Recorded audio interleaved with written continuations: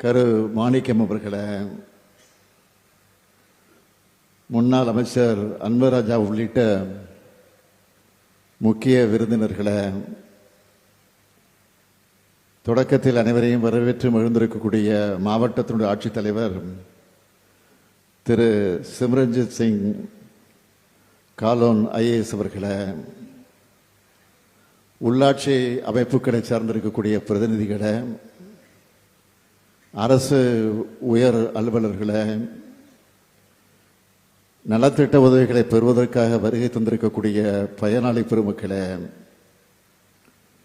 என்னுடைய பாசத்திற்கும் பேரன்பிற்கும் உரிய மகளிர் சுய உதவிக் குழுவில் இடம்பெற்றிருக்கக்கூடிய தாய்மார்களே, சகோதரிகளே, பத்திரிகை மற்றும் ஊடகத்துறை சார்ந்த நண்பர்களே, உங்கள் அனைவருக்கும் என்னுடைய அன்பான காலை வணக்கம். நெஞ்சை அள்ளும் அழகிய கடற்கரை மாவட்டமான ராமநாதபுரத்துக்கு வந்திருக்கிறேன். அனைத்து மதங்களையும் சமூகங்களையும் சேர்ந்திருக்கக்கூடிய மக்கள் நல்லிணக்கத்தோடு வாழக்கூடிய மண் இந்த மண். 10ஆம் நூற்றாண்டில் சோழர்களுடைய பெரும் பேரரசா நிலை கொள்வதற்கும் 13ஆம் நூற்றாண்டில் பாண்டிய மன்னர்கள் ஏற்றம் பெறவும்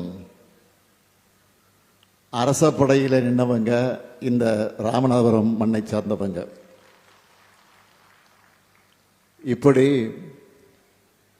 எத்தனையோ பெருமைகளுக்கு சொந்தமான ராமநாதபுரம் மாவட்டத்தில் நடைபெறக்கூடிய இந்த அரசு விழாவில் கலந்து கொள்வதில் நான் மிகுந்த மகிழ்ச்சி அடைகிறேன். இந்த மாவட்டத்தினுடைய பொறுப்பு அமைச்சர் மாண்புமிகு ராஜகண்ணப்பன் அவர்கள் பெயரில் ராஜான்னு இருந்தாலும் அவர் எப்பவுமே மக்கள் தொண்டர். செயல்ல எப்பவுமே கண்ணும் கருத்துமாக இருக்கிறவர் கண்ணப்பன் அவர்கள். இந்த நிகழ்ச்சி சிறப்பாக நடைபெற மிகுந்த ஒத்துழைப்பை வழங்கி உழைத்திருக்கக்கூடிய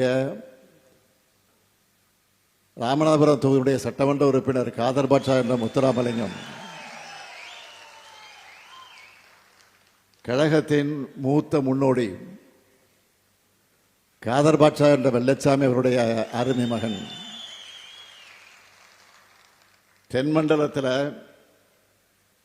மிக சிறப்பாக செயல்பட்டு வரக்கூடிய செயல் வீரர்கள் முக்கியமானவர் என்னுடைய அன்பு தம்பி முத்துராமலிங்கம் அவர்கள்.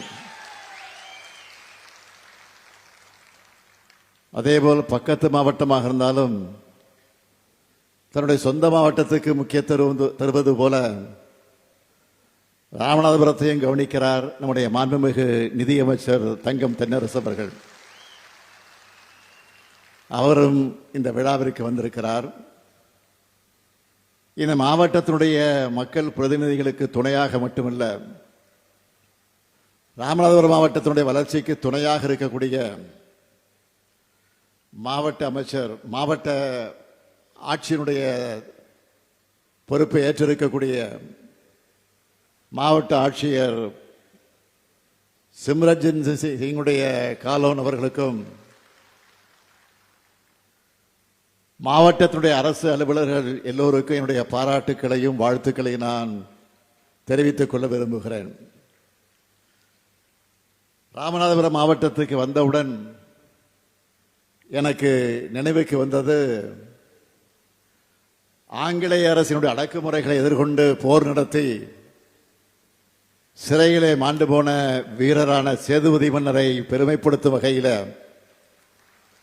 ராமநாதபுரம் மாவட்ட ஆட்சியர் வளாகத்திற்கு சேதுபதி நகர்னு பெயர் சூட்டினவர் முதலமைச்சராக இருந்த நம்முடைய முத்தமிழறிஞர் கலைஞர் அவர்கள். 1974ஆம் ஆண்டு தமிழ்நாடு உப்பு கழகத்தை ராமநாதபுரத்தில் தான் முதலமைச்சர் கலைஞர் அவர்கள் அன்றைக்கு தொடங்கினார். ஒரு காலத்தில் ராமநாதபுரம் மாவட்டம்னா தண்ணி இல்லாத காடுன்னு சொல்லுவாங்க. அந்த நிலைமையை மாற்றி காட்டின அரசு தான் கலைஞர் தலைமையிலான திமுக அரசு. இந்த அடியேன் அன்றைக்கு உள்ளாட்சித்துறை அமைச்சராக இருந்த காலகட்டத்திலே தான் ராமநாதபுரம் மாவட்டத்தில் குடிநீருக்காக தவிச்ச மக்களுக்கு 616 கோடி ரூபாய் மதிப்பீட்டில் காவிரி கூட்டுநீர் திட்டம் கொண்டு வரப்பட்டது. இந்த திட்டத்தை செயல்படுத்த 3 ஆண்டுகள் தேவைப்படும் என்று அதிகாரிகள் சொன்னாங்க. குடிநீர் பிரச்சனை என்கிற காரணத்தால் எவ்வளவு விரைவாக முடிக்க முடியுமோ அவ்வளவு விரைவாக முடிக்கணும்னு நான் சொன்னேன். அதன்படி 2 ஆண்டிற்குள்ள மக்களுடைய குடிநீர் தேவையை நிறைவேற்றின ஆட்சி தான் நம்ம திமுக ஆட்சி. இதுக்காக அந்த டைம்ல மாசத்துக்கு 3 முறையாவது ராமநாதபுரத்துக்கு வந்து நான் ஆய்வு நடத்தினேன். அதெல்லாம் இப்போ நினைவுக்கு வருது. இப்போ நான் முதலமைச்சராக பொறுப்பேற்றவுடன் கூட்டு குடிநீர் திட்ட விரிவுபடுத்தக்கூடிய வகையில் உத்தரவிட்டு அந்த பணிகள் இப்பொழுது விரைவாக நடந்து கொண்டிருக்கிறது. பழைய திட்டத்தின் மூலம் 87,500 பேர் பயன்பெறுகிறார்கள். இப்போ விரிவுபடுத்துகிற காரணத்தால் 2,95,000 பேர் பயன் அடைய போறாங்க. இங்கே வருவதற்கு முன்னாடி தான் அந்த துறையினுடைய பொறுப்பை ஏற்றுக்கொண்டிருக்கக்கூடிய அமைச்சர் நேரு கிட்ட பேசினேன். டிசம்பர் மாசத்துல விரிவுபடுத்தக்கூடிய அந்த திட்டத்தை தொடங்கிடலாம் என்று உறுதி எடுத்திருக்கிறார். உறுதியோடு சொன்னார். அப்படி தொடங்கும் போது ராமநாதபுரம் மாவட்டத்தினுடைய 3,82,500 நபர்களுடைய வீடுகளுக்கு தண்ணீர் வழங்க போறோம். இனிமேல் யாரும் எப்பவுமே ராமநாதபுரம் மாவட்டத்தை தண்ணி இல்லாத காடுன்னு சொல்ல முடியாது. அது மட்டுமல்ல, ராமநாதபுரம் மாவட்டத்தோட வேளாண் வளர்ச்சிக்காக பார்த்திபனூர்ல மதகு அணை கட்டப்பட்டது கழக ஆட்சியிலே தான். கண்மாய் ஊரணைகளை முழுமையாக தூர்வாரி வரத்து கால்வாய் அமைச்சு அதன் மூலமாக விவசாயிகள் இப்போ பயனடைகிறாங்க. கடலாடி சட்டமன்ற உறுப்பினராக இருந்த அண்ணன் சுபத்தங்க வேலன் அவர்கள் சட்டமன்றத்தில் அன்றைக்கு கோரிக்கை வச்சார். ராமநாதபுரம் மாவட்டத்தில் கிராம சாலைகள் தான் இருக்கு, நெடுஞ்சாலைகள் இல்லைன்னு சொன்னார். உடனே முதலமைச்சராக இருந்த கலைஞர் அவர்கள் 500 கிலோமீட்டர் கிராம சாலையை நெடுஞ்சாலையாக தரம் உயர்த்தி தேசிய நெடுஞ்சாலையோடு இணைக்கிற வகையில் மாபெரும் திட்டத்தை வகுத்து தந்து செயல்படுத்தினார். ராமநாதபுரம் மாவட்டத்தில் அரசு பொறியியல் கல்லூரி வேணும்னு பொதுமக்கள் கோரிக்கை வச்சதை ஏற்றுக்கொண்டு தேவிப்பட்டினம் செல்லக்கூடிய பகுதியில் அண்ணா அரசு பொறியியல் கல்லூரியை முதலமைச்சர் கலைஞர் அமைச்சார். மாவட்டத்தில் பல்வேறு இடங்களில் ஆரம்ப சுகாதார நிலையங்கள் அமைச்சது மட்டுமல்ல, ஆரம்ப சுகாதார நிலையங்களை மருத்துவமனையாக தரம் உயர்த்திருந்த காரணத்தினால இன்றளவும் பொதுமக்கள் பயனடைந்து கொண்டிருக்கிறார்கள். சுனாமியில பாதிக்கப்பட்ட ஏழை எளிய மீனவர்களுக்கு பல கோடி ரூபாய் மதிப்பிட்ட ராமேஸ்வரம், தங்கச்சி மடம், பாம்பன், மண்டபம், தொண்டி, சாயர்குடி உள்ளிட்ட பல்வேறு இடங்கள்ல 5000 சுனாமி குடியிருப்புகள் கழக ஆட்சியில கட்டித்தரப்பட்டுச்சு. இதனால கான்கிரீட் வீடுகள்ல மீனவர்கள் குடியேறினாங்க. மாவட்டத்தின் பல்வேறு பகுதிகளில் உயர்மட்ட பாலங்கள் கட்டப்பட்டுச்சு. ராமநாதபுரம் கீழக்கரையுடைய பாலைவன பூங்கா அமைக்கப்பட்டுச்சு. இப்படி சொல்லிக்கிட்டே போகலாம். அது மட்டுமல்ல, நம்ம திராவிட மாடல் ஆட்சியிலும் நிறைய திட்டங்கள் ராமநாதபுரம் மாவட்டத்திற்கு கடந்த 4.5 ஆண்டுகள்ல கொண்டு வரப்பட்டிருக்கு. தனுஷ்கோடி மேம்பாடு, அரியமான் கடற்கரையில் சாகச சுற்றுலா மையம் அமைப்பதற்கான ஏற்பாடு, ராமநாதசாமி கோயில்ல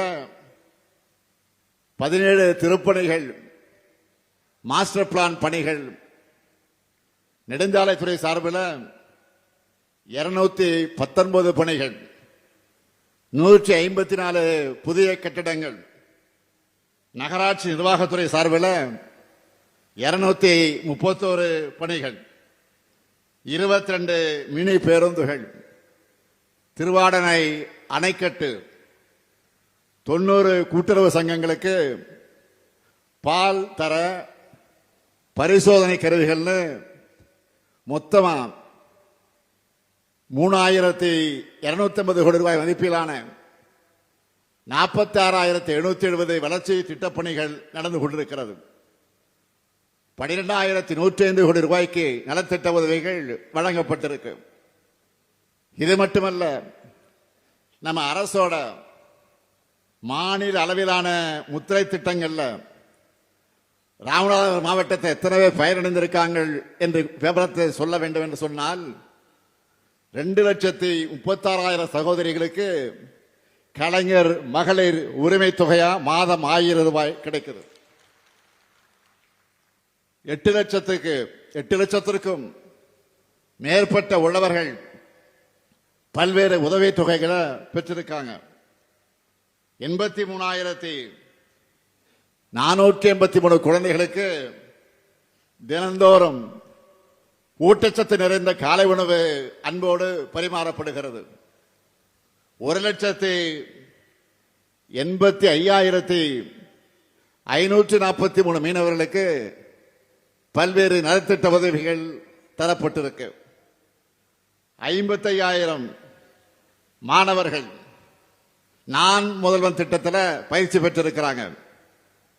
24,722 வீட்டுமனை இலவச வீட்டுமனை பட்டா வழங்கி இருக்கிறோம். 6,000 பேருக்கு கலைஞர் கனவு இல்ல வீடுகள் கட்டப்பட்டு வருது. பட்டியலின மக்களுக்காக நாம செயல்படுத்திக்கிட்டு இருக்கக்கூடிய பல்வேறு நல திட்டங்களை சொல்லணும்னா, சமூக நலத்திட்டங்கள் மூலமா 78,000 ஆதி திராவிட மக்கள் பயனடைந்திருக்கிறாங்க. புதுமை பெண், தமிழ் புதல்வன், நான் முதல்வன் என்று நம்ம திராவிட மாடல் அரசினுடைய மாணவர்களுக்கான திட்டங்களை சேர்த்தா இந்த லிஸ்ட் நீண்டு கொண்டே போகும். அதில் பயனடைந்த சில மாணவர்கள் தங்களுடைய சக்சஸ் ஸ்டோரியா சமீபத்தில் சென்னையில் நேரு விளையாட்டரங்கத்தில் நடத்தினோமே கல்வியில் சிறந்த தமிழ்நாடு நிகழ்ச்சியில் அங்கு மாணவர்கள் விவரிச்சாங்கள, பேசினாங்கள. நீங்கெல்லாம் அதை கண்டிப்பா செய்திகளையும் சோசியல் மீடியாவில் பார்த்திருப்பீங்க. இப்படி ஒவ்வொருத்தருடைய தேவையையும் கனவையும் நிறைவேற்றக்கூடிய அரசா கழக அரசு செயல்பட்டு வருது.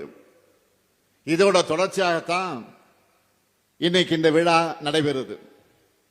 மொத்தம் 738 கோடி ரூபாய் மதிப்பிலான திட்டங்களுக்கான விழா இந்த விழா. மிக முக்கியமா ராமநாதபுரம் பேருந்து நிலையம், தங்கச்சி மடம் அரசு மேல்நிலைப்பள்ளி கட்டடம், கோயிலாங்குளத்தில் சமூக நீதி விடுதி, பரமக்குடி பகுதியில் கல்லூரி மாணவர்களுக்கான சமூக நீதி விடுதி ஆகியவற்றை திறந்து வச்சிருக்கிறேன். எவ்வளவுதான் சொன்னாலும் இங்க வந்துட்டு புதிய அறிவிப்புகளை வெளியிடாம நான் போக முடியாது. நம்ம அமைச்சர் அதே போல நம்முடைய எம்எல்ஏ உள்ளிட்டோர் முன்வச்சிருக்கக்கூடிய கோரிக்கையின் அடிப்படையில் 9 புதிய அறிவிப்புகளை நான் இப்பொழுது வெளியிட போகிறேன். முதலாவது அறிவிப்பு, ராமநாதபுரம் நகராட்சியில் தேசிய நெடுஞ்சாலை பகுதி 4 வழித்தடத்திலிருந்து 6 வழித்தடமா 30 கோடி ரூபாய் செலவில் மேம்படுத்தப்படும். இரண்டாவது அறிவிப்பு, திருவாடனை மற்ற அரசு மங்கல வட்டங்கள் இருக்கக்கூடிய 16 முக்கிய கண்மாய்கள் 18 கோடி ரூபாய் செலவில் மேம்படுத்தப்படும்.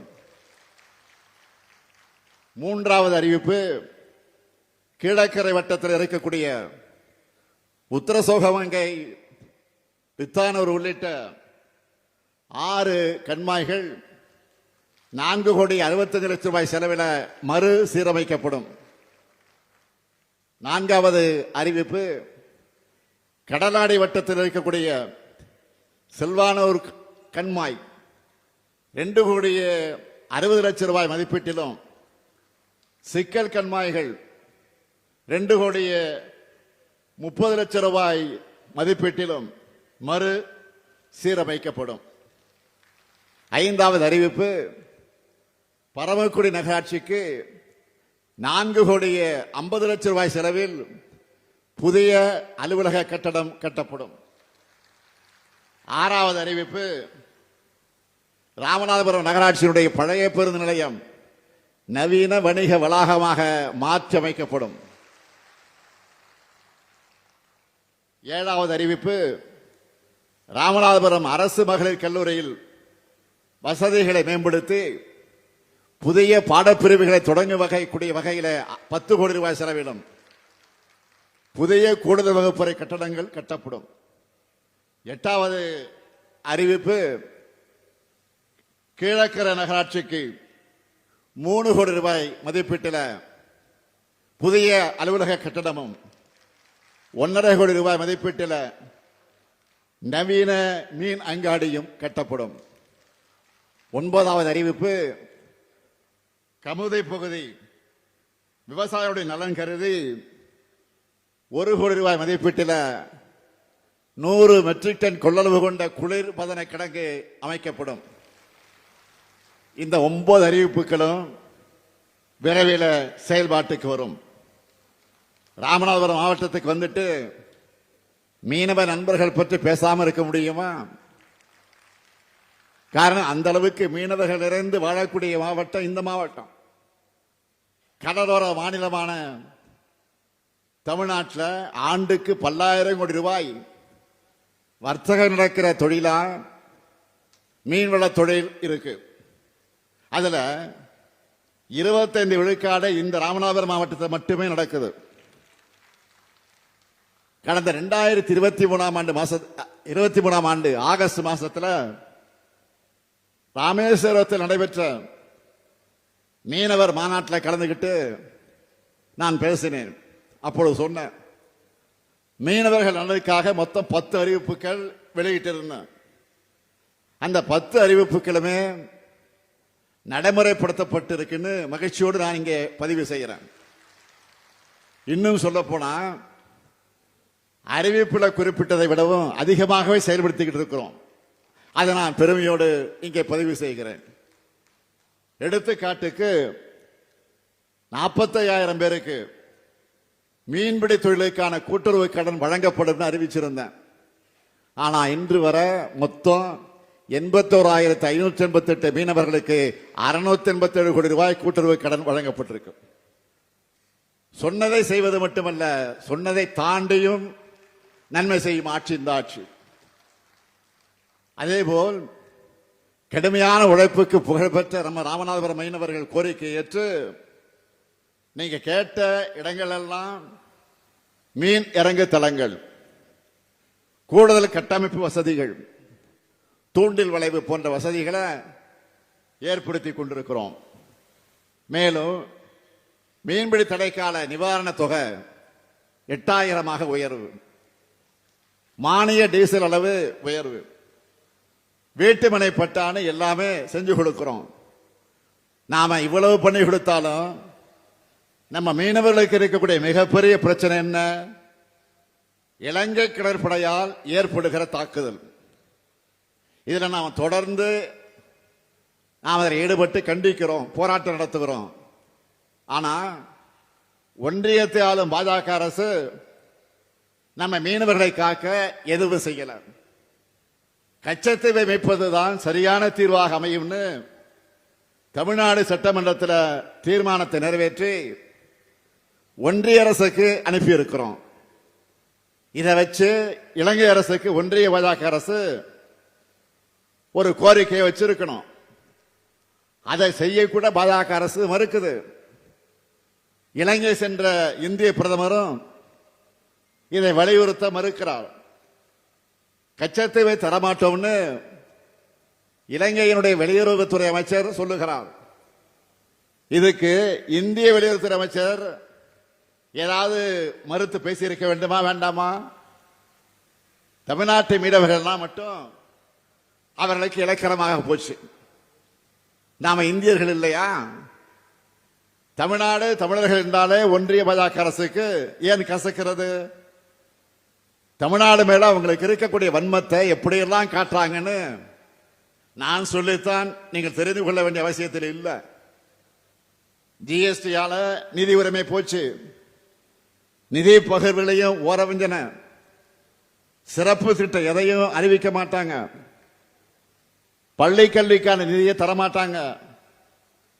பிரதமர் பேர் இருக்கக்கூடிய ஒன்றிய அரசு திட்டங்களுக்கு நாம தான் படியிறக்கணும். இதெல்லாம் போதாதுன்னு நீட், தேசிய கொள்கையினை கல்வி வளர்ச்சிக்கும் தடை, கீழடி அறிக்கைக்கு தடை, எல்லாத்துக்கும் மேல தொகுதி மறுவரைகரை, இப்படி தமிழ்நாட்டுக்கு வஞ்சகம் செய்வதையே ஒன்றிய பாஜக அரசு வழக்கமாக செய்து கொண்டிருக்கிறது.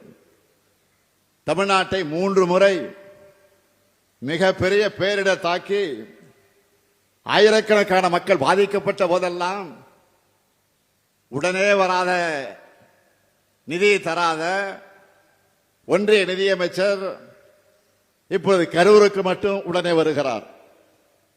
மணிப்பூர் கலவரம், குஜராத் விபத்துக்கள், கும்பமேளா பலிகளுக்கெல்லாம் உடனே விசாரணை குழு அனுப்பாத பாஜக கரூருக்கு மட்டும் உடனே அனுப்புறாங்கன்னா தமிழ்நாட்டு மேல இருக்கிற அக்கறையால கிடையாது. இங்கதான் நீங்க கவனிக்கணும், அடுத்த ஆண்டு தேர்தல் வருது. இதுல ஏதாவது அரசியல் ஆதாயம் கிடைக்குமா? இதை வச்சு யாரையாச்சும் மிரட்டலாமா, உருட்டலாமா அப்படின்னு பாக்குறாங்க. யாருடைய ரத்தத்தையாவது உறிஞ்சி உயிர் வாழ துடிக்கிற ஒட்டுண்ணியாகத்தான் பாஜக இருக்குது.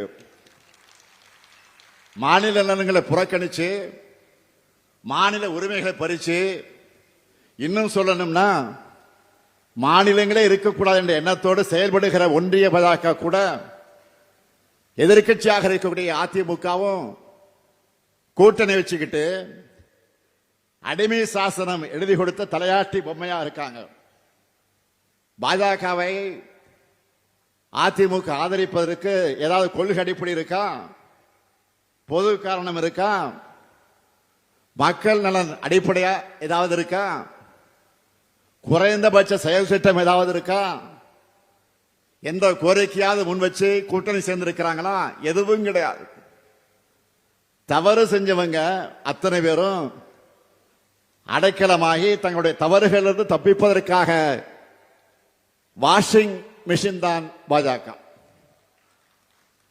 அந்த வாஷிங் மிஷின்ல உத்தமராகி விடலாம்னு குதிச்சிருக்கக்கூடிய மாண்புமிகு எதிர்க்கட்சி தலைவர் எடப்பாடி பழனிசாமி அவர்களை எப்படி பயன்படுத்தி இருக்கிறாங்க என்றால், கூட்டத்துக்கு கூட்டம், மேடைக்கு மேடை, தெருவுக்கு தெரு சென்று தன்னுடைய கூட்டணிக்கு யாராவது வருவாங்களான்னு ஆள் சேர்ப்பதற்கான அசைன்மெண்ட்டை கொடுத்திருக்கிறாங்க. அவரோ மை கிடைச்சா போதும்னு தங்களுக்கு பிடிக்காதவங்களெல்லாம் விருப்பம் போல திட்டிக்கிட்டு இருக்காரு. தமிழ்நாட்டின் நலன்களையும் தமிழ்நாட்டு மக்கள் மேலேயும் உண்மையான அக்கறை கொண்ட யாரும் பாஜகவோட கூட்டணிக்கு போக மாட்டாங்க. ஏன்னா நாட்டு மக்களை துண்டாடும் RSS இயக்கத்தோட கொள்கைகளை முழு வீச்சில் செயல்படுத்தி இருக்கக்கூடிய அரசியல் முகம் அதிகார பலம் தான் பாஜக. அதிலும் 3வது முறை மக்களுடைய ஆதரவு குறைஞ்சு ஒரு சிலரின் ஆதரவோடு ஆட்சி அமைச்ச பிறகு RSS பாதையில வேகமாக நடைபோட ஆரம்பிச்சிருக்கு பாஜக. பெருந்தலைவர் காமராசரை கொல்ல முயற்சித்த RSS அமைப்போடு நூற்றாண்டுல அவங்களுடைய செயல் திட்டத்தை வேகப்படுத்தி இருக்காங்க. வரலாறு முழுக்க இவங்களுடைய கொள்கை திட்டங்களுக்கு எதிராக நின்று தமிழ்நாட்டையும் தமிழ்நாட்டு மக்களை காக்கின்ற நம்முடைய பணி அடுத்து அமையவிருக்கக்கூடிய திராவிட மாடல் 2.0 தொடரும். தமிழ்நாட்டின் வளர்ச்சிக்கும் தமிழ்நாட்டின் உரிமைகளுக்காகவும் போராடி மக்களுடைய தேவைகளை உணர்ந்து உங்களுடன் ஸ்டாலின், நலன் காக்கும் ஸ்டாலின், தாயுமானவர், அன்பு கரங்கள்னு உங்களுக்கு வேண்டியதை செஞ்சு கொண்டிருக்கிறோம். இந்த பணிகளை நாங்கள் தான் தொடர்ந்து தொய்வில்லாமல் செய்வோம். என்னை பொறுத்தவரை தமிழ்நாட்டை முதன்மை மாநிலமாக வளர்த்தெடுக்கிற கடமையை இன்னும் சிறப்பாக செஞ்சு காட்டுவேன். உங்க எதிர்பார்ப்புகளை எல்லாம் நிறைவேற்றுவேன். திராவிட மாடல் ஆட்சிதான் அடுத்து வரக்கூடிய தேர்தலையும் வென்று தொடரும். சந்திக்க வருவேன் வருவேன் வருவேன் என்று உறுதியளித்து விடைபெறுகிறேன். நன்றி, வணக்கம். பிளே ஸ்டோர் மற்றும் ஆப் ஸ்டோரில் இருந்து பாலிமர் செயலியை QR கோடு மூலம் பதிவிறக்கம் செய்யுங்கள். செய்திகளை உடனுக்குடன் பெறுங்கள்.